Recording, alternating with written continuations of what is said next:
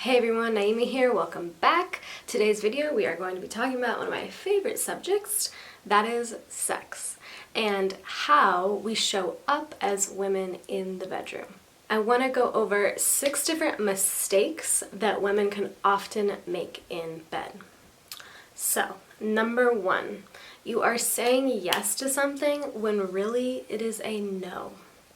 This is a big mistake that a lot of us make a lot of the time, and don't get me wrong, learning how to speak up and advocate for yourself in general, and then especially in the bedroom, can definitely be something challenging and something that we all have to really take the time to practice. It takes practice. But not saying no to something when it's happening, when it's a no in your body, can create trauma in your body. It can create little micro traumas of tightening and clenching in your physical body as well as in your emotional and spiritual body. Not honoring your no can also dwindle the intimacy that you're having within your partnership because you're experiencing a no in your body and they're unaware of it. So being able to speak up and say no to something is one of the most important things that we can learn as we show up in the bedroom.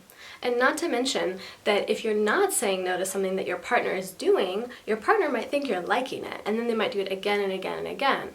So it's important to communicate when it's a no and when, and really learning how to be able to acknowledge when it's a hell yes. The second mistake that women often make is you don't know or have enough boundaries.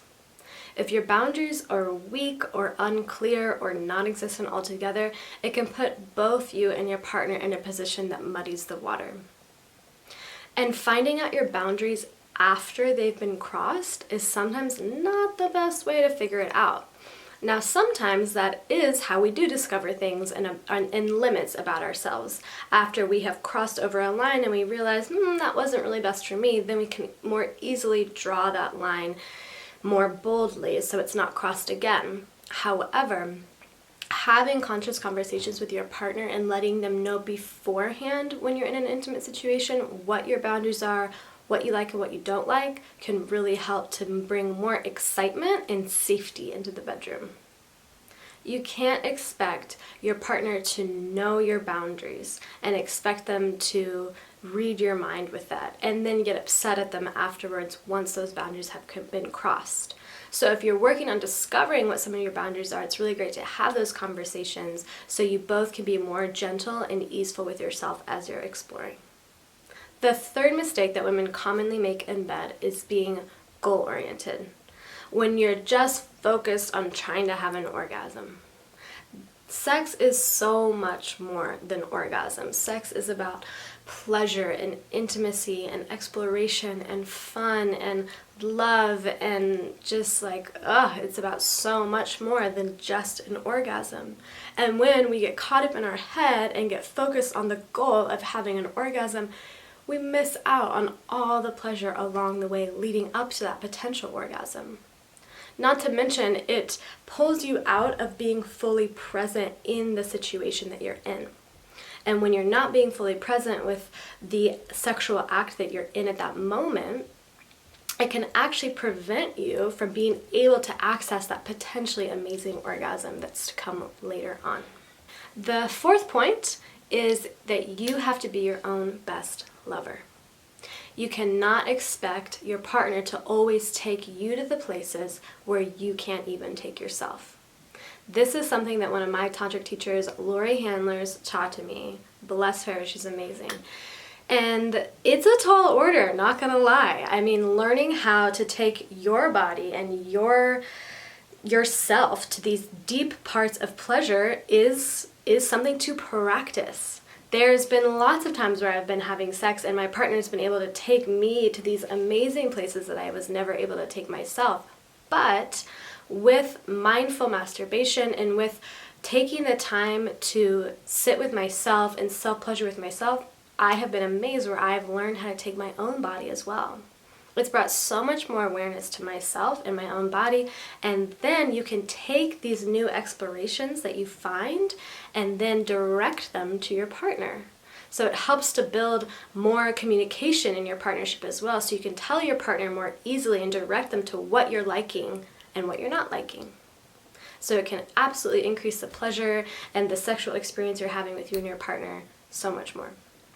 So it means a lot of masturbation and self-pleasure, so go do it. The fifth point that I want to mention is not honoring your partner's no. If you want your partner to be honoring your no, you have to just as easily turn around and honor their no. When you're in the middle of a sexual act and something's not feeling great for them and they speak on that, it's your responsibility to learn how to hear that feedback, to not take it personally, and to just listen and honor their body and their needs. When we want people to do this for us, we equally have to do it for them. This goes for male and female relationships, whether your partner's male or female. And another thing to mention too is that men have so much pressure to show up in bed always like hot and horny and hard and just like ready to go all the time. There's definitely this stereotype in the world that men always want to have sex. And okay, yes, men do want to have sex a lot, but that doesn't mean that they always want to have sex.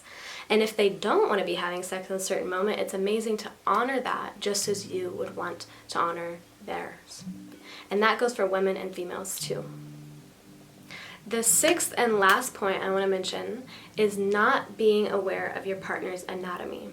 Now this goes for male or female partners.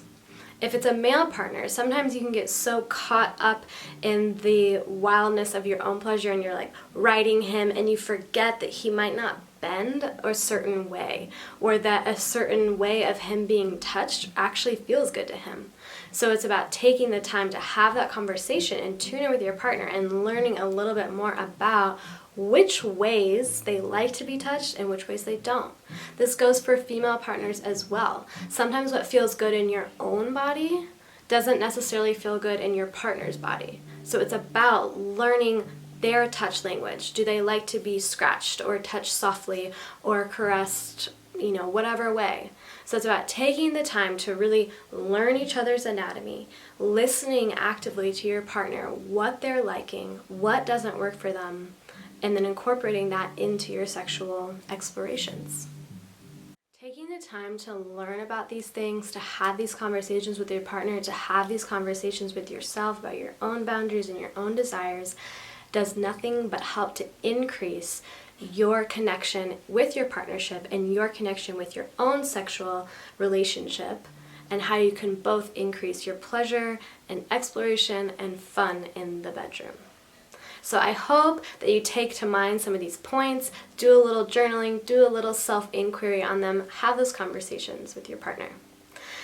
Thank you for watching the video today. I hope you all enjoyed. If you do, please hit the like button and subscribe to my channel, and there'll be much more juicy videos coming in the near future. Bless you all.